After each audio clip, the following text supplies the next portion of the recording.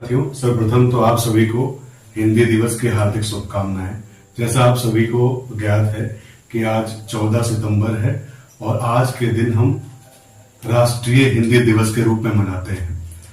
तो एक छोटी सी जानकारी के साथ कि राष्ट्रीय हिंदी दिवस क्यों मनाते हैं और हिंदी के संदर्भों में हमारी परीक्षा उपयोगी तथ्यों के साथ आज हम हिंदी दिवस के बारे में कुछ जानकारी दिया है। जैसा कि हम सभी को ज्ञात है कि भाषा सदैव से ही अभिव्यक्ति का एक माध्यम रही है। हमारे क्या भाव हैं, हम क्या सूचना एक खुद से दूसरे को देना चाहते हैं, तो भाषा ने सदैव एक माध्यम का कार्य किया है। सूचनाओं के संप्रेषण में, सामाजिक संप्रेषण में, व्यक्तिगत संप्रेषण में। तो भाषा भाव अभिव्यक्ति का एक माध्यम है और संचार की एक प्रक्रिया में सहयोगी साधन है। तो हम इस बात को इस तथ्य के साथ प्रमाणित कर सकते हैं कि किसी भी समाज का विकास उसके भाषाई विकास से परिलक्षित होता है। कोई समाज कितना सभ्य है, उसके भाषाई प्रयोग और उनमें आई हुई शब्दावलियों से उसका अंदाजा हम लगा सकते हैं।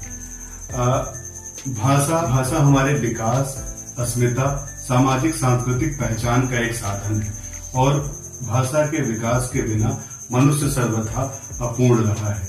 तो आज हम हिंदी दिवस के रूप में भाषा की महत्ता की सराहना करते हैं और परीक्षा उपयोगी तथ्यों के अनुसार भाषा विकास के बारे में संक्षिप्त जानकारी प्राप्त कर रहा है कि भारतीय संविधान में 22 भाग, 12 अनुसूचियां और 395 अनुच्छेद हैं। संविधान का भाग 17 इस बात के लिए समर्पित है कि उसमें भाषा संबंधी उपबंध दिए गए हैं। तो संविधान का भाग 17 अनुच्छेद 343 से 351 तक राजभाषा संबंधी उपबंध दिए गए हैं। यानी इन अनुच्छेदों में भारत की राज्य भाषा के बारे में बातें की गई हैं और भारत की राज्य भाषा संबंधी उपबंधों को 343 से 351 अनुच्छेदों के बीच 4 अध्यायों में वर्गीकृत किया गया है। इसमें प्रथम अध्याय संघ की राजभाषा, द्वितीय अध्याय प्रादेशिक भाषा और तृतीय अध्याय में उच्चतम और उच्च न्यायालयों की भाषा और चौथे अध्याय में भाषा संबंधी विशेष निर्देश दिए गए हैं। तो इस तरह से भारत के संविधान के भाग 17 में भाषा संबंधी उपबंधों को 4 अध्यायों में बांटा गया है। हमारी सरकार संविधान में वर्णित रीत के अनुसार निर्वाचित होती है, जिसे राष्ट्र की सरकार या संघ की सरकार की संज्ञा दी जाती है और वो भारतीय संघ में राज्य करती है। तो सरकारी कामकाज के लिए जिस भाषा का इस्तेमाल किया जाता है उस भाषा को राजभाषा कहते हैं। यानी राष्ट्र के रूप में कोई राष्ट्रीय भाषा नहीं है और राज्य के सभी क्रियाकलाप, एक संघ के रूप में भारत के सभी क्रियाकलाप जिन भाषाओं के द्वारा संपादित किए जाते हैं उन्हें राज्य भाषाओं में जाता है। तो ये जानकर हम गौरवान्वित महसूस होते हैं कि हिंदी हमारी राजभाषा है। सभा द्वारा 14 सितंबर 1949 को संविधान सभा द्वारा निर्णय लिया गया था कि हिंदी भारत की राजभाषा होगी। इसी परिप्रेक्ष्य में संविधान सभा के इस निर्णय में जिसमें ये कहा गया था कि भारत की जो राजभाषा है वो हिंदी होगी और ये निर्णय 14 सितंबर 1949 को लिया गया था। इसी परिप्रेक्ष्य में 14 सितंबर को ही हिंदी दिवस मनाया जाता है और हिंदी दिवस मनाने की शुरुआत 14 सितंबर 1953 से हुई है। तो 14 सितंबर हिंदी को राजभाषा के रूप में स्वीकारने और उसे महत्ता देने के प्रतीक के रूप में हर वर्ष 14 सितंबर को मनाया जाता है। और विश्व हिंदी दिवस जो है 10 जनवरी को मनाया जाता है और विश्व हिंदी दिवस मनाने की शुरुआत नागपुर में मनाए गए प्रथम विश्व हिंदी दिवस में यह निर्णय लिया गया था कि हर वर्ष 2006 से हर वर्ष विश्व हिंदी दिवस मनाया जाएगा। तो ये सारी बातें यहाँ पर लिख भी रखी हैं कि 10 जनवरी 1975 से नागपुर महाराष्ट्र में प्रथम विश्व हिंदी दिवस मनाया गया था और इसी समागम में पहली बार यह निर्णय लिया गया था कि 2006 से 10 जनवरी को विश्व हिंदी दिवस के रूप में मनाया जाएगा। भारतीय संविधान में भारत की प्राचीन भाषाओं की के संरक्षण और उनके संवर्धन के लिए कुछ भाषाओं को शास्त्रीय भाषाओं का दर्जा दिया गया है। और ये जानकर हमें आश्चर्य भी होगा कि हिंदी भारत की शास्त्रीय भाषा नहीं है। शास्त्रीय भाषाओं में उन भाषाओं को इस श्रेणी में शामिल किया गया है जो भाषाएं पौराणिक महत्व रखती हैं, यानी जिनका एक प्राचीन इतिहास हो, उनका अपना मौलिक साहित्य हो और उन भाषाओं में लिखे गए प्राचीन ग्रंथ हो और उन ग्रंथों को मानने और उन ग्रंथों को अपनी विरासत मानने वाला एक बड़ा सा समूह उपस्थित हो। तो ऐसी भाषाओं के संरक्षण के लिए भारत सरकार ने कुछ भाषाओं को शास्त्रीय भाषाओं की संज्ञा दी है। तो कौन सी भाषाएं भारत की शास्त्रीय भाषाओं के रूप में वर्गीकृत की जाएंगी, इसके लिए भारत सरकार ने कुछ नियम बनाए हैं। जैसे इन नियमों में कुछ शर्तें रखी गई हैं कि ऐसी भाषाएं जिनका इतिहास प्राचीनतम हो या प्राचीन हो, लंबा हो इतिहास, और उनका इतिहास 1500 से 2000 वर्ष पुराना हो। उन भाषाओं में किसी मौलिक साहित्य या मौलिक ग्रंथ की रचना हुई हो और उन मौलिक ग्रंथों और मौलिक साहित्यों को मानने वाला एक बड़ा समूह उपस्थित हो और उसकी जो व्याकरणिक परंपरा है, यानी वो जो प्राचीनतम साहित्य उस भाषा का है, उसकी जो व्याकरण की परंपरा है वो मौलिक होनी चाहिए और वह साहित्य किसी अन्य भाषाई समुदाय से संबंधित नहीं होना चाहिए। तो इस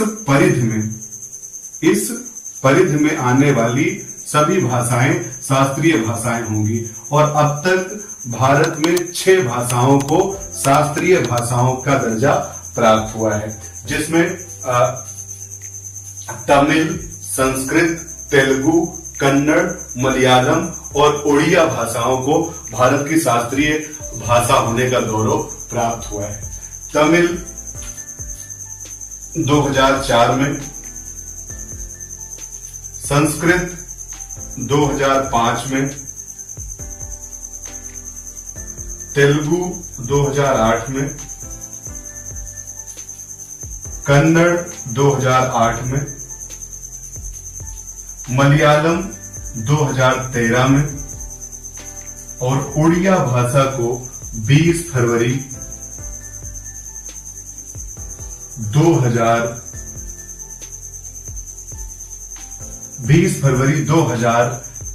2014 को शास्त्रीय भाषा होने का गौरव प्राप्त हुआ है।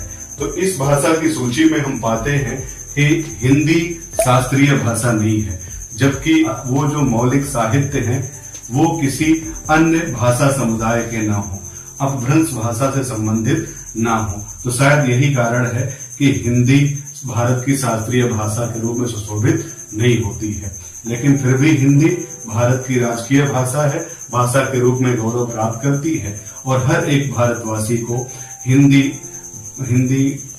पर अभिमान होता है, गौरव होता है।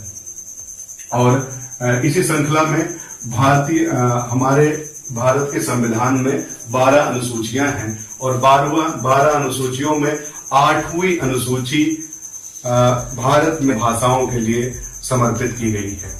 तो मौलिक रूप से संविधान में 14 भाषाएं वर्णित थी, लेकिन समय समय पर कुछ भाषाओं को संविधान संशोधनों के माध्यम से इस अनुसूची में जोड़ा गया है। तो अब हम चर्चा करें कि भारत की 8वीं अनुसूची में किन किन भाषाओं को शामिल किया गया है। मूल रूप से आप सभी को ज्ञात है कि मूल रूप से भारतीय संविधान में 14 भाषाएं थी, जिनमें असमिया, बांग्ला, गुजराती, हिंदी, कन्नड़, काश्मीरी, मलयालम, 8वीं भाषा के रूप में मराठी, ओडिया, पंजाबी, संस्कृत, सिंधी, तमिल, तेलुगु, उर्दू, कोंकणी, मणिपुरी, नेपाली, मैथिली, संथाली, डोंगरी और बोडो भाषाएं, ये 22 भाषाएं भारत की 8वीं अनुसूची में वर्णित हैं। भारत के मूल संविधान में 14 भाषाएं थी और शेष 8 भाषाओं को समय समय पर संविधान संशोधनों के द्वारा जोड़ा गया है। जैसे 21वां संविधान संशोधन 1967 में सिंधी भाषा को भारत की 8वीं अनुसूची में भारत की 15वीं भाषा के रूप में मान्यता। संविधान संशोधन 1992 में किया गया और इस संविधान संशोधन में कोंकणी, मणिपुरी और नेपाली भाषाओं को भारत की 8वीं अनुसूची में शामिल किया गया।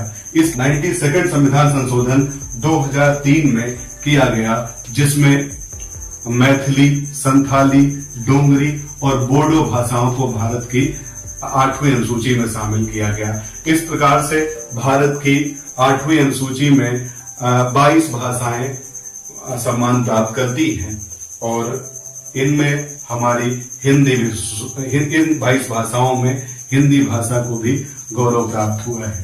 तो हिंदी भाषी के रूप में हम सभी आज हिंदी दिवस के रूप में स्वयं को गौरवान्वित महसूस करते हैं और आज आप सभी को पुनः हिंदी दिवस की हार्दिक शुभकामनाएं।